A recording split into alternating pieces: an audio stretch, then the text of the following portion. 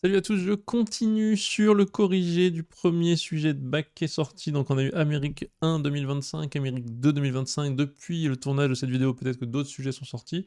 Mais bon, voilà, j'ai déjà fait une vidéo de une demi-heure quasiment sur l'exercice 4 qui était très long. Je vais vous faire maintenant le corrigé de l'exercice 2 de cette même épreuve Amérique 1 2025. Exercice 2, on a dit, on a une suite numérique. S'il y a bien un moment dans mon expérience de prof particulier où tout peut basculer en prépa, c'est la rentrée. Les cours vont super vite, on n'a pas pris le temps de poser les bonnes manières de travailler les méthodes de travailler le cours, le retard s'installe, on travaille dans le vide, la confiance prend un énorme coup. Et c'est justement pour vous éviter ces galères que j'ai créé le stage fondation pré-rentrée. Pendant 2 semaines ultra intensives cet été, on va passer 40 heures ensemble, on va plonger au cœur du sujet, décortiquer plein d'exercices types et débloquer cette espèce d'angoisse de est-ce que c'est trop dur, je ne sais pas quoi faire, je suis perdu, je ne sais pas comment commencer, peut-être que je suis trop mauvais, que j'ai rien à faire là. On va casser tout ça, vous donner les outils concrets pour attaquer la difficulté, expliquer ce qu'on attend de vous et vous donner les outils pour être indépendant en prépa et ne plus jamais perdre de temps inefficacement. Pour les premiers qui s'inscrivent avant le 5 juin, il y a 20% de réduction avec le code Taylor YouTube. Je vous le mets en description. Alors, on vous donne une suite numérique avec U0 égale 2, puis une définition par récurrence. Classique de ces exercices auxquels il faut s'attendre. On vous file une suite indéterminable. Clairement, c'est ni arithmétique ni géométrique, bon, c'est pas au programme. Souvent, les exercices, et ça va être la même chose, vous donnent, eh bien écoutez, on introduit une suite auxiliaire, et quand on chipatouille, on tripote, on fait des trucs, hop, cette suite auxiliaire, comme par hasard, bien choisie par les créateurs de l'énoncé, cette suite auxiliaire a le bon goût d'être arithmétique ou géométrique, un truc en gros que vous, les élèves, connaissez. Et donc on s'attend à ça, puis après on dit oui, mais regarde, il se trouve que la suite qu'on a posée, c'est celle qu'on cherche moins 3. Et donc c'est bon, j'ai plus qu'à dire que ma suite à moi, c'est genre 3 plus un tiers puissance n. Et donc ça va être ce type d'exo auquel il faut s'attendre, mais là il y a un twist, attention, donc c'est exactement ça qui se passe, oh on pose une AN et vérifier que machin, et le twist c'est que là en fait, la AN qu'on va vous donner, elle va être, avoir une relation, elle va être plus simple que ce truc horrible, mais ça c'est une suite qui est un peu géométrique, un peu arithmétique, donc les experts, hein, enfin pas les experts maths experts, mais les gens un peu chauds, un peu matheux, dont les 3/4 qui regardent la chaîne je pense font partie. Ben, vous savez que c'est une suite arithmético-géométrique qui elle-même a d'habitude ses propres sujets de bac, parce que pour ça on pose une VN auxiliaire, etc. et on se rapporte à une suite géométrique. En gros, ça c'est à peu près du 3 puissance n, parce qu'il y a un 3 ici. C'est comme une suite géométrique, sauf qu'il y a un petit moins 1 de décalage. Donc en gros, c'est une géométrique à ça près, quoi. Mais voilà, donc c'est pas exactement un truc qui est connu. Et donc, un peu différent, parce qu'on doit pas non plus, on va pas chercher AN s'exprime et ensuite on trouve UN. On va dire un truc, on va chercher une propriété sur AN qui va nous permettre de trouver des propriétés sur UN, notamment la limite de UN. Mais on n'a pas l'expression finale de UN, qu'on pourrait avoir car ce truc est gérable. Mais c'est pas le sujet ici. Peut-être que je le ferai en bonus si je suis chaud à la fin de ce tournage. Donc on y va. Calculer U1 sachant que U0 vaut 2, ben on commence, hein, c'est pas très compliqué. Quand U0 vaut 2, U1 égale. Et ben, je sais pas, ça fait combien 2 plus. Enfin 2 fois 2, donc 4. Plus 1, 5. D'accord, donc 2 fois 2 plus 1 sur. Bah 2 plus 2. Bon, déjà c'est galère, ça fait 4, 5, ça fait 5 sur 4. Ok, bon, pourquoi pas. On définit la suite, etc. On admet que la suite est bien définie. Bah, comment ça on admet qu'elle est bien définie? Si on voulait le démontrer, qu'est-ce qu'on pourrait faire? Ah bah, on admet que tout est bien défini. Ah bah, attention, plusieurs trucs. Celle-là, pourquoi elle serait pas définie? Les seules non-définitions possibles, je fais déjà une tangente, mais c'est très important, c'est que on divise par 0. Donc, qu'est-ce qu'on peut faire? On admet qu'elle est bien définie, mais en fait, nous, on aimerait montrer qu'elle est toujours plus grande, stricte, ou différente de moins 2. Or, U0 égale 2, positif. Là, j'ai une fraction d'un terme avec un plus, un terme avec un plus. Récurrence qui prend 3 secondes, UN est positive. Donc si je montre que UN est positive, ultra rapide, vu que U0 est positive, UN fois 2 plus 1, ça sera positif, divisé par un truc positif, UN est positive. Récurrence rapide pour montrer que UN est positive implique UN plus 2, encore plus positif, vraiment différent de 0. Donc la suite est définie. De même, UN moins 1, on veut montrer que UN n'est jamais égal à 1. Bon, alors pas évident, mais est-ce qu'on pourrait essayer de montrer ça? Est-ce que ici je ne pourrais pas dire, en fait, une autre récurrence, peut-être depuis le début, telle que UN en fait est plus grand strict que 1. Ouais, je reviens sur ce que je disais tout à l'heure, plus grand que 0, ok on l'a démontré, mais là j'aurais besoin que UN soit plus grand que 1 pour être sûr de définir AM. Est-ce que ça serait possible? Bah écoutez, je pense qu'on peut le tenter. Pourquoi? Parce que UN plus 1 c'est égal à quoi? Eh ben, je sais pas trop, attendez on va essayer de vérifier. C'est égal à 2 fois UN plus 1, donc 2 fois UN. Bah écoutez, ça serait... est-ce qu'on peut le montrer? Moi j'aurais UN plus 1 pardon, strictement plus grand que 1, si et seulement si 2un plus 1 plus grand strict que un plus 2. Pourquoi j'ai le droit de faire ça? Parce qu'on a montré que un était positif, donc tout ça c'est positif. Donc quand je multiplie cette inégalité-là par un plus 2 de chaque côté, j'ai le droit parce que c'est positif. Ok. Et bien là c'est si et seulement si. Donc pour faire mon... Comment on appelle ça? Pour montrer ma récurrence, je dirais donc, bah oui, c'est si et seulement si un plus grand strict que 2 moins 1, 1. Génial. Ben en fait, ça, c'est mon hypothèse de récurrence. Mon hypothèse de récurrence étant vraie, je peux montrer ça. Et donc, en fait, on peut montrer que un est toujours plus grand strict que 1, ce qui donne la définition ici, on n'est jamais égal à moins 2. La définition ici, on n'est jamais égal à 1. Parfait. Donc, on a admis que les deux étaient définis, on aurait pu le montrer par une récurrence, même si j'en ai fait deux là au fur et à mesure. Peut-être pas vraiment eu le choix d'ailleurs, puisque j'ai dû faire des opérations qui nécessitaient de comprendre qu'elle était positive. Avec deux petites récurrences très rapides, on s'en sort.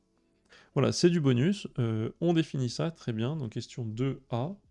Et bien écoutez, A0, c'est quoi? C'est U0, donc 2 sur 2 moins 1, ça fait...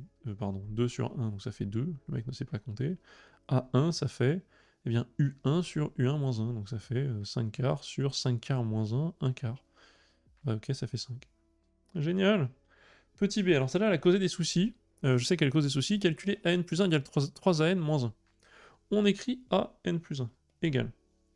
Et bien ça fait, alors c'est quoi? Un plus 1 sur un plus 1 moins 1. Un plus 1, c'est quoi? Je remplace tout de suite 2un, donc j'ai 2un plus 1 sur un plus 2, le tout sur le même gros truc. Hop, je peux me prendre la tête, hein, la technologie à mon service.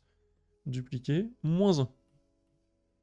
Bon, un peu relou, je multiplie en haut et en bas par un plus 2, il reste 2un plus 1 en haut, et en bas il reste 2un plus 1 moins un moins 2, moins 1. Alors j'ai fait vite, hein, mais voilà. Si je fais fois un plus 2, ça disparaît, donc 2un plus 1, moins un, moins 2. 2un moins un, 1 moins 2, moins 1. On est bon, alors là j'ai ce truc-là.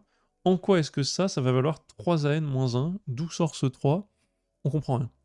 C'est pas top, et donc dans ces cas-là, on panique pas, on fait la technique de bourrin, c'est vraiment de gros lâche. On écrit or 3an moins 1 égale, et on espère que ça déroule et que ça donne ça. Et voilà, l'escroc, 3un sur un moins 1, oui, magnifique. Moins 1 égale, bah génial, 3un moins un moins 1 sur un moins 1. Et c'est fini. Ah, mais 3un moins un, 2un. Ah, mais moins 1 plus 1 sur un moins 1. Et voilà.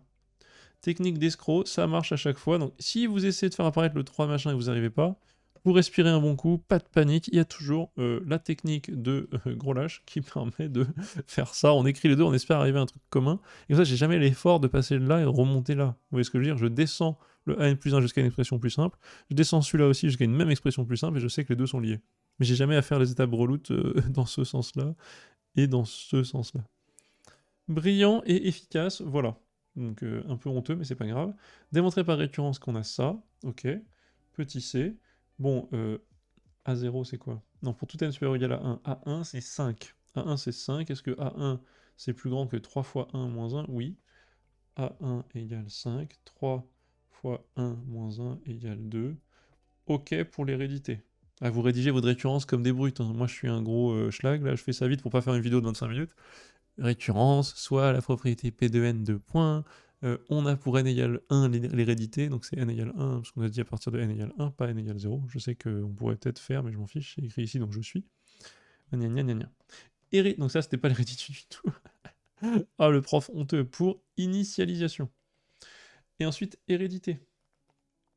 Ok. A, on écrit an plus 1 égale 3an moins 1. On écrit avec l'hypothèse de récurrence que an est plus grand ou égal que 3n moins 1. Ben, 3 fois 3n moins 1, moins 1, c'est ça. Donc ça, c'est supérieur ou égal à 9n moins 4. Ok. Or, on veut, nous, on veut an plus 1, question, plus grand ou égal à 3 fois n plus 1. C'est quoi déjà? 3 fois n moins 1. 3 fois n plus 1 moins 1, point d'interrogation. Nous on trouve 9n moins 4, et je peux dire, or attendez, est-ce que 9n moins 4 ne serait pas égal? Ça fait plusieurs fois qu'on fait ça dans cet exercice, donc j'espère que ça vous inspire. ne serait-il pas supérieur à ça? Donc vous voyez, vous écrivez le truc, vous manifestez la vérité que vous voulez voir. Vous manifestez vos désirs et vos câlins aux arbres. Et donc vous avez ça et vous dites, mais attends, ok, est-ce que ça ne serait pas vrai? Donc vous êtes très clair sur ce que vous voulez. Dès que vous êtes clair sur ce que vous voulez, ça permet d'aller chercher les résultats comme ça et d'aller pêcher le résultat aussi ici. Or ça, si et seulement si, bah 3n moins, j'ai 3n d'un côté, 9n de l'autre, donc 6n, super ou égal à, c'est quoi, 3 moins 1, vous avez 2, 2 plus 4, 6, bah génial, si et seulement si, n plus grand ou égal à 1, mais ça c'est toujours vrai. Donc je peux conclure, ici sans trop de soucis, c'est bien supérieur ou égal à 3 fois n plus 1, moins 1. Hop, c'est QFD, c'est démontré. Ça fait plusieurs fois qu'on fait un peu des techniques de voleur, mais écoutez, c'est ce qu'il faut. Petit d en déduire, truc, donc moi quel que soit n, à n plus grand ou égal à 3n moins 1. Ça c'est une suite arithmétique de raison 3. Donc hop, ça tend vers plus l'infini. Et donc par théorème, non pas des gendarmes, car vu que c'est vers l'infini, on l'appelle le théorème de comparaison. Par le théorème de comparaison, a n tend vers plus l'infini. Et voilà, c'est torché, c'est magnifique. Petit 3, on souhaite étudier la limite de la suite à n. Démontrer que, ok, on veut exprimer donc 3, on a an égale un sur un moins 1. Si et seulement si. On veut inverser tout. Ben on écrit un moins 1, je multiplie de chaque côté, égale un. Si et seulement si je veux isoler un, donc j'ai un, facteur de an, moins une fois un, égale an. Là, si vous n'êtes pas sûr de vous, bah, réécrivez, vous allez voir, c'est vraiment des manipulations algébriques. Là, il faut savoir faire ça vite et bien.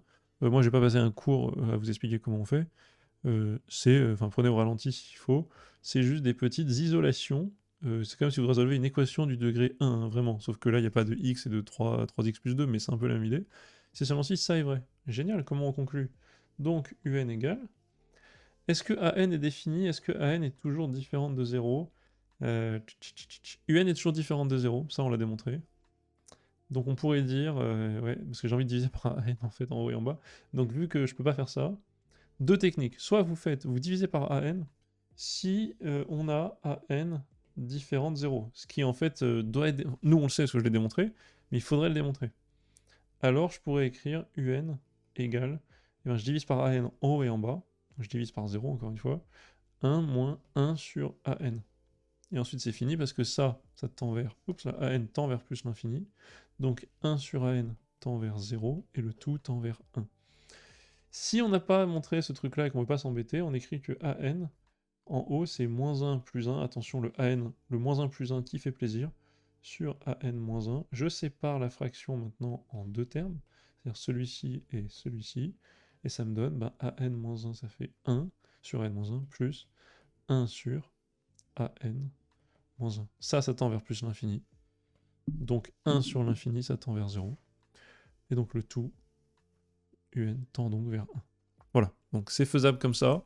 L'autre, attention, vous divisez par an, il faut alors vous mettre à faire une justification de la non-nullité de an. Vous n'avez pas le choix. Sinon vous divisez par un truc, c'est pas bon. Donc on montre ça, on indique la limite, c'est fini. Voilà, long exercice, j'espère que ça vous a plu. Il n'était pas si long, mais il y avait des petites nuances et j'ai voulu être précis, donc j'ai essayé de faire des choses en plus. N'hésitez pas, donc on revient pour le corrigé de bac, pour les corrigés de bac incessamment sous peu. Et je vous dis à la prochaine.